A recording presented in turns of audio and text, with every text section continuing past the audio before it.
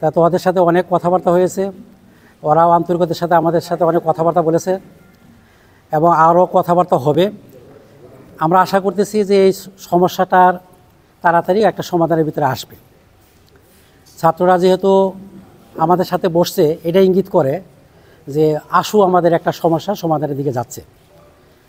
এদের আরও এখানে কিছু প্রোগ্রাম ছিল, তারা এখনও পুরা আমরা আশ্বস্ত না যে সেই ব্যাপারে ওরা কোন দিকে যাচ্ছে। যে ওদের অনশনের কিছু কথাবার্তা আমরা শুনে আসতেছি, সেটা দুপুর 3টার দিকে ওদের করার কথা। তা আমাদের আলোচনার পরিপ্রেক্ষিতে সেটা এখন কোন দিকে যাবে স্পষ্ট বলা যাচ্ছে না, তবে আমরা আশা করতেছি হয়তো সেটা হবে না। ছাত্র কল্যাণ দপ্তর এটা ছাত্র এবং প্রশাসনের মধ্যে একটা ব্রিজ।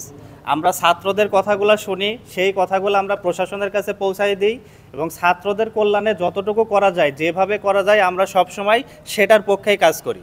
তো এক্ষেত্রে আমরা ছাত্ররা এখন যারা হলে আছে, আমরা তাদেরকে ওই যে দুপুরে খাওয়ার ব্যাপারে যে তোমরা কিভাবে খাচ্ছ, খাইতে না পারলে তোমরা ডিএসডব্লিউতে আসো, আমরা তোমাদের খাওয়ার ব্যবস্থা করে দিচ্ছি।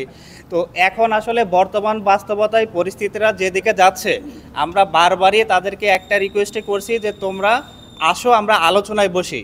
তোমরা বলো কাদের সাথে তোমরা আলোচনায় বসতে চাও, কোন পক্ষের সাথে আলোচনায় বসতে চাও, তোমরা কি চাও, তোমাদের এখন আসলে দাবিটা কি। আমরা বারবার তাদেরকে বলছি যে এই সমস্যার সমাধান শুধুমাত্র ছাত্র এবং শিক্ষকের আলোচনার টেবিলেই সম্ভব।